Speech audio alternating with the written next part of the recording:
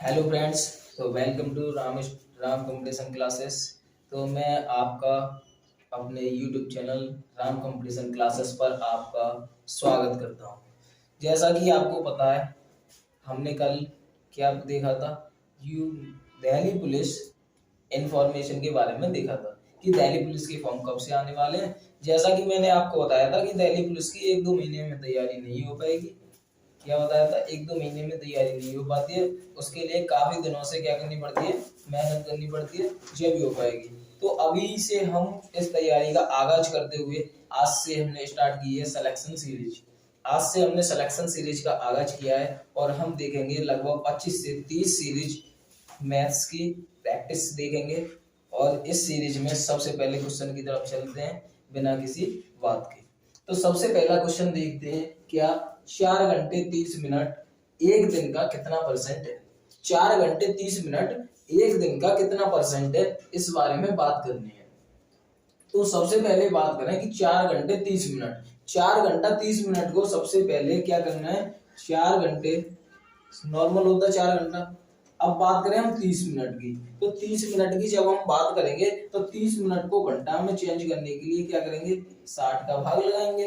तो ये कितना हो जाएगा, 1/2। तो ये हो जाएंगे 4.5 घंटे। कितने हो जाएंगे, 4.5 घंटे। इसे ऐसे भी लिख सकते हैं, क्या लिख सकते हैं, 4 2 या 8 और 1 9/2 आवर्स। क्या बोल सकते हैं, 9/2 आवर्स। अब बात करें हम एक दिन, तो एक दिन में कितने घंटे होते हैं, एक दिन में कितने घंटे होते हैं बताइए। एक दिन में होते हैं 24 आवर्स। कितने आवर्स होते हैं, 24 आवर्स। एक दिन का पूछा है ना, तो जिसका पूछा जाए एक दिन का, एक दिन का है तो उसे लगाना है हमें नीचे। जिससे पूछा जाए या जिसका पूछा जाए उसे हमेशा कहाँ रखना है, हमें नीचे रखना है। पूछा क्या है, 4.5 घंटे। 4.5 घंटे को हमने क्या लिखा है, 9/2 लिखा है। अब हमें इसे चेंज किस में करना है, परसेंटेज में। इसके लिए हम क्या करेंगे, 100 का मल्टीप्लाई। इतनी बात समझ में आई आपको। अब इसे क्या लिख सकते हैं, ऐसे लिख सकते हैं, यानी 9/24 इंटू 2 इतना लिख सकते हैं, इंटू 100। ये बात आपको समझ में आ गई। अब बात करते हैं इससे आगे। आगे क्या बात करेंगे, तो सबसे पहले करेंगे इसे 4 से काटो। 4 से कटेगा कितने बार, 25 बार। और 4 से कटेगा ये 6 बार। अब 3 का टेबल तो आता ही है, तो 3 2 या 6 और 3 3 या 9। तो ये कितने होंगे, 25 3 या कितने हो जाएंगे, 75। कितने हो जाएंगे, 75। नीचे कितना बचेगा, 4। कितना बचेगा, 4। अब 4 का टेबल आता है, 4 से देना स्टार्ट करो। 4 बन जा 4, 4 8 जा 32। कितना बचा, 3/4%। तो इसका जो आंसर हो जाएगा वो क्या आ जाएगा, option number C is correct for this question. तो 18 सही 3/4% इस क्वेश्चन का आंसर होगा। अब चलते हैं आगे क्वेश्चन की तरफ। तो देखें, एक वर्ग के विकर्ण की लंबाई, क्या एक वर्ग, वर्ग बोले तो स्क्वायर, स्क्वायर के विकर्ण की लंबाई, विकर्ण बोले तो डायनागल। विकर्ण क्या होता है, डायनागल। डायनागल की क्या देखनी है, हमें लंबाई देखनी है। इसकी लंबाई कितनी दे रखी है, 7 सेंटीमीटर। तो उसका क्षेत्रफल क्या, तो उसका क्षेत्रफल क्या करना है, हमें इट्स एरिया निकालना है। इसका एरिया फाइंड आउट करना है कि एरिया क्या होगा। तो आपको सबसे पहले मैं बताऊं कि रियलिटी में देखें तो पहले विकर्ण क्या होता है इसके बारे में बात करते हैं। तो जैसे कि ये दिख रहा है आपको, ये क्या है, ये क्या है, स्क्वायर। स्क्वायर का अगर विकर्ण की बात करें तो स्क्वायर का जो विकर्ण होगा वो क्या होगा, ये होगा इसका विकर्ण। विकर्ण क्या होगा, ये मैंने कोई भी इसका नाम दे दिया, ए बी सी और डी। इसकी साइड कैसी होती है, सब साइड स्क्वायर है। स्क्वायर की चारों साइड्स कैसी होती हैं, बराबर बराबर होती है। तो इसकी साइड एक ए है, तो ये भी ए रही होगी और ये भी ए रही होगी और ये भी ए रही होगी। अब हमें फाइंड क्या करना है, हमें फाइंड करना है कौन सा वाला, ये वाली लाइन हमें फाइंड आउट करनी है। क्या करनी है, हमें ये वाली लाइन फाइंड आउट करनी है। तो हमने एक बहुत सिंपल सी थ्योरम पढ़ी है जिसे हम बोलते हैं पाइथागोरस थ्योरम। क्या बोलते हैं, पाइथागोरस थ्योरम। पाइथागोरस थ्योरम क्या बोलती है, वो बोलती है कि कर्ण का स्क्वायर बराबर लंब का स्क्वायर प्लस आधार का स्क्वायर। क्या बोल दिया, कर्ण का स्क्वायर बराबर लंब का स्क्वायर प्लस आधार का स्क्वायर। तो इसमें ये लंब होगा परपेंडिकुलर होगा वो क्या होगा ए स्क्वायर, ए का स्क्वायर कर देंगे तो ए स्क्वायर। अगर किसकी बोले आधार की बोले, आधार बोले तो बेस की बोले तो बेस कितना ए, तो ये भी क्या हो जाएगा ए स्क्वायर। और ये क्या है कर्ण, कर्ण तो हमें चाहिए ना, ये वाला जो कर्ण है ये। अब बात करें हमें चाहिए क्या कर्ण पर, ये तो कर्ण स्क्वायर है तो इस पे क्या आ जाएगा रूट आ जाएगा। तो ये क्या बनेगा ए स्क्वायर प्लस ए स्क्वायर। अब ए स्क्वायर और ए स्क्वायर क्या होता है 2a स्क्वायर, क्या होगा 2a स्क्वायर, क्या हो जाएगा रूट के अंदर 2a स्क्वायर। अब ये बताओ 2 किसी का क्या होता है स्क्वायर रूट होता है, नहीं होता। ए स्क्वायर तो होता है ना a इंटू ए, तो a का ये रूट होगा तो a बाहर आ जाएगा और 2 कहाँ रह जाएगा अंदर ले जाएगा। तो ये क्या होता है ये विकर्ण होता है किसका, किसका विकर्ण होता है वर्ग का। स्क्वायर के अगर डायनागल के फॉर्मूले की बात करें, स्क्वायर के डायनागल के फॉर्मूले की बात करें तो क्या होता है a रूट 2। अब बात करें क्वेश्चंस के ऊपर, तो विकर्ण की लंबाई कितनी दे रखी है 7 सेंटीमीटर, तो a रूट 2 की वैल्यू कितनी दे रखी है 7 सेंटीमीटर। अगर इसकी क्या निकालें हम साइड निकालें तो साइड कितनी आएगी 7 upon root 2 centimetre, 7 upon root 2 centimetre. अब बात करते हैं किसकी एरिया की, बात किसकी करते हैं एरिया की। एरिया क्या होता है साइड इंटू साइड, एरिया क्या होता है साइड इंटू साइड। साइड कितनी है 7 upon root 2 into 7 upon root 2, 7 7 जा कितना होता है 49, रूट 2 इंटू रूट 2 कितने होंगे 2, जब 2 का डिवाइड होगे कितने में 49 में, तो कितने बच जाएगा 2 3 जा 4, 2 4 जा 8.5, तो कितने बच जाएगा 24.5 सेंटीमीटर स्क्वायर, क्या बनेगा सेंटीमीटर स्क्वायर। तो इस क्वेश्चन के लिए जो आंसर होगा वो कौन सा हो जाएगा ऑप्शन सी इसका करेक्ट आंसर होगा। अब चलते हैं और देखते हैं अगले क्वेश्चन की तरफ।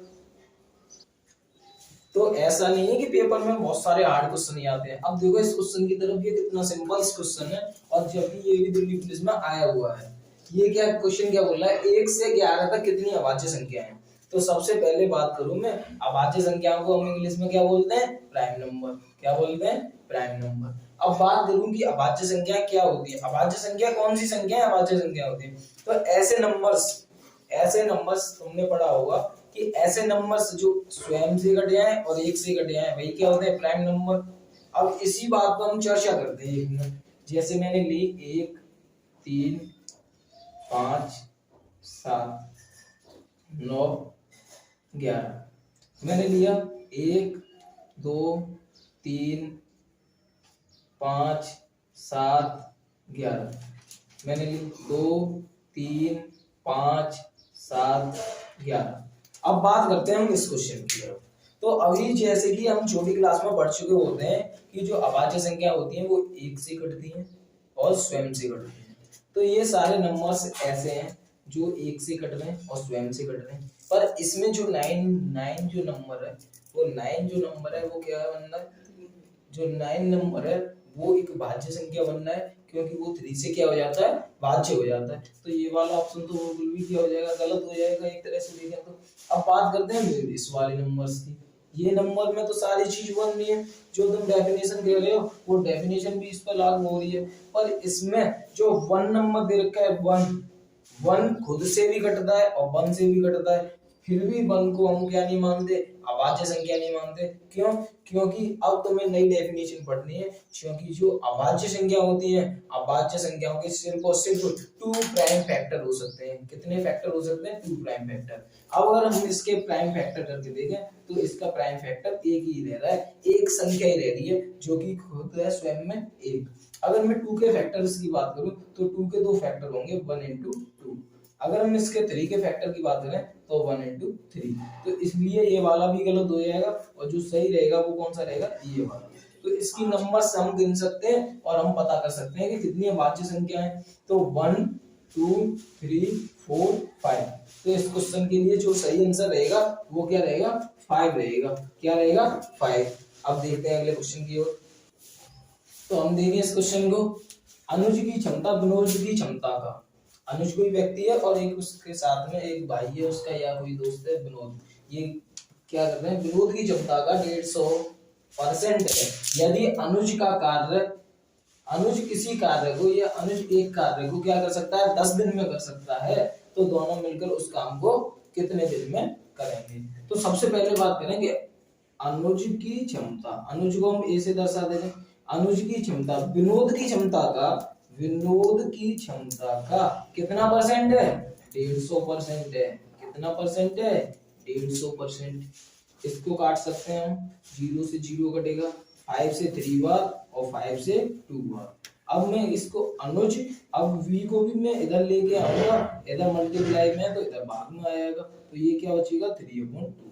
यहाँ से ये इन दोनों की क्या आ गई, एफिशिएंसी निकल के आ गई कि ए बोले तो अनुज, अनुज एक दिन में 3 काम करता है और जो विनोद है वो 2 काम करता है एक दिन में। एक कार्य को करने में कितना टाइम लिया था, 10 दिन।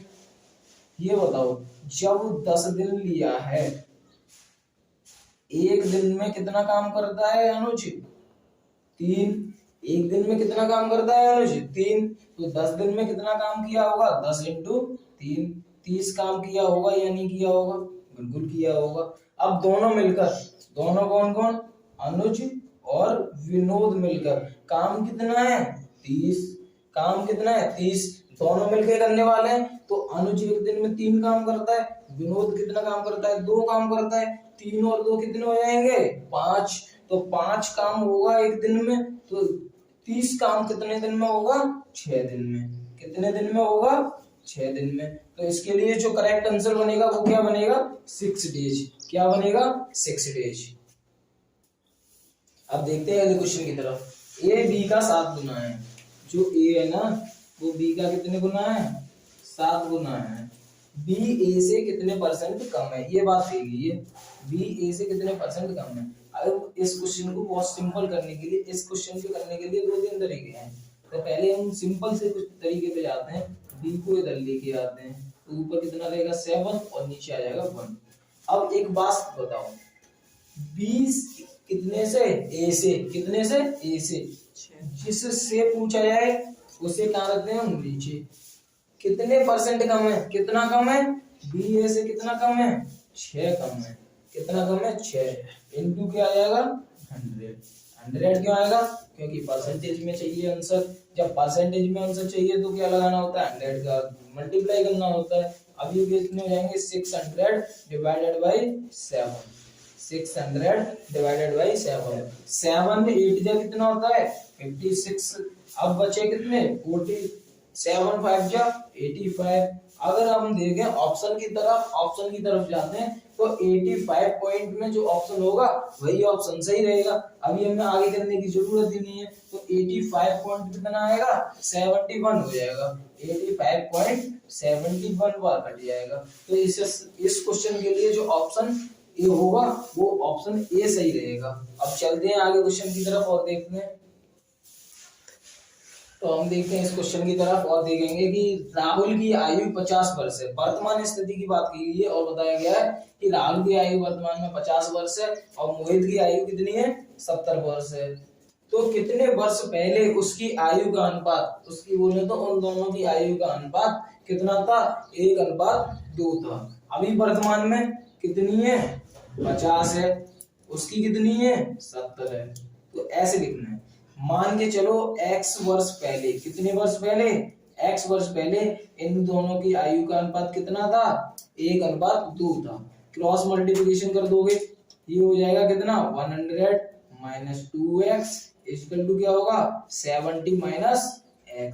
क्या हो जाएगा, 70 - x। अब इधर क्या होने वाला है, 100 - 70 इक्वल टू -x और प्लस के 2x। तो ये क्या बचेंगे, इधर बच जाएंगे 30 और इधर कितना बच जाएगा, x। तो x इक्वल टू कितना आ जाएगा, 30 वर्ष। कितना आ जाएगा, 30 वर्ष। तो इस क्वेश्चन के लिए जो ऑप्शन होगा, ऑप्शन नंबर सी एकदम करेक्ट रहेगा, 30 वर्ष।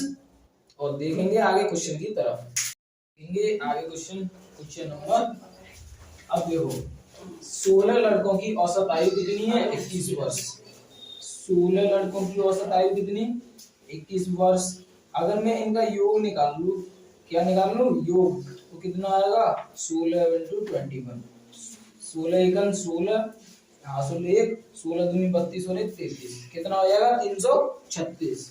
अब क्या बोला है इनमें कि दो लड़के, 16 में से दो लड़के चले गए तो 14 की आयु का योग, 14 की आयु का योग, 14 बच्चों की आयु का योग। अब क्या रहेगा, दो चले गए, 16 में से दो गए तो कितने बचे 14, जिनकी आयु कितनी है 15 और 18, 15 और 18 कितने होते हैं 33, 33 घट गई, 33 घट गई, कितना होगा कम हो गई। तो अब इधर क्या बनेगा, इधर बचेगा 0 3, 303 बचेंगे, कितने बचेंगे 303। 14 बच्चों की अब औसत आयु रहेगी, वो कितनी, 14 बच्चों की आयु का योग देंगे तो कितना रहेगा, अब 303 रहेगा।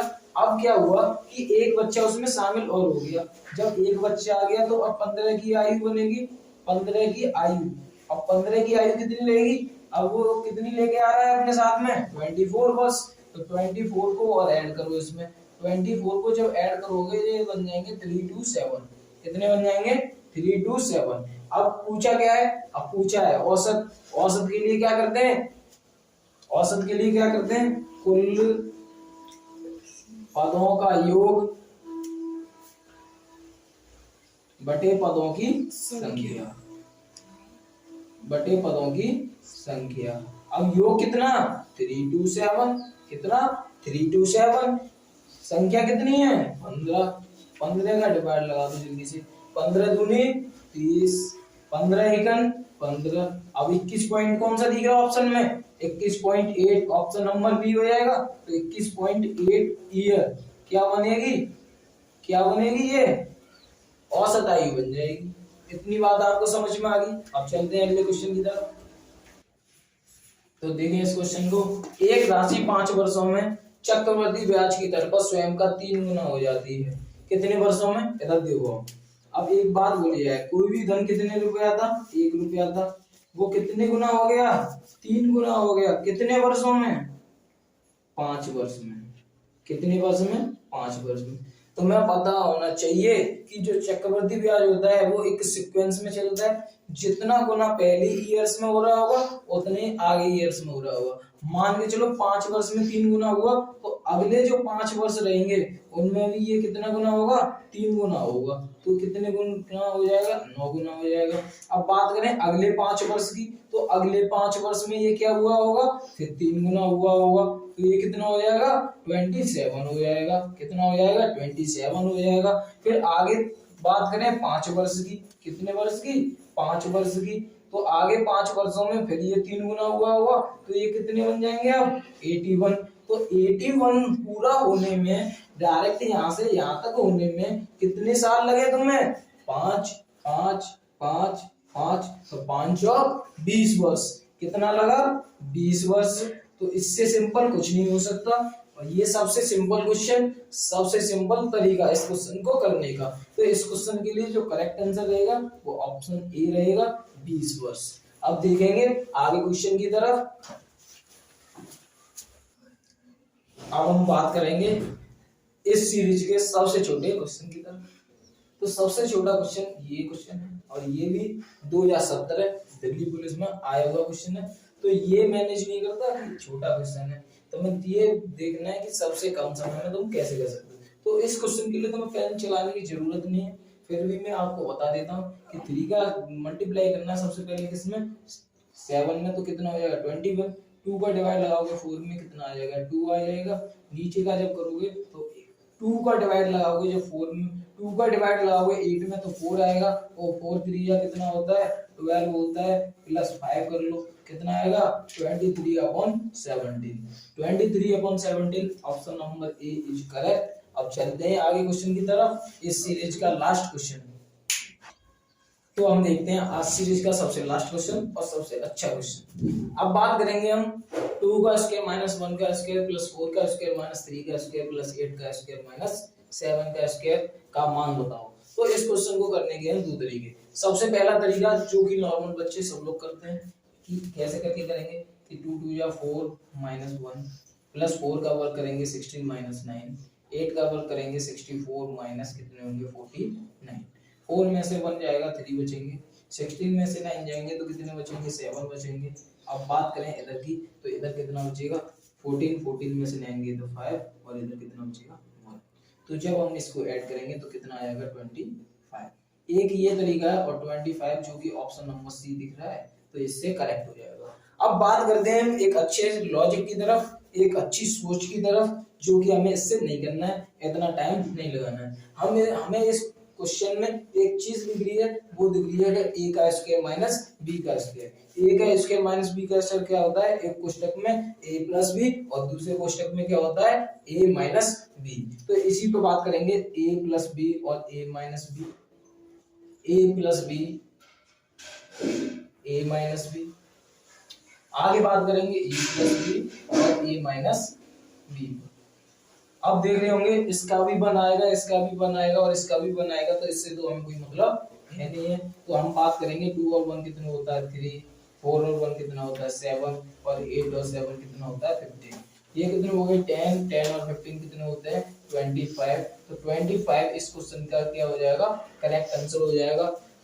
अगर आपको यह क्लास अच्छी लगी हो तो अधिक से अधिक शेयर करें, और चैनल को अधिक से अधिक सब्सक्राइब करें, और सेशन को अधिक से अधिक लाइक करें। धन्यवाद। जय हिंद साथियों।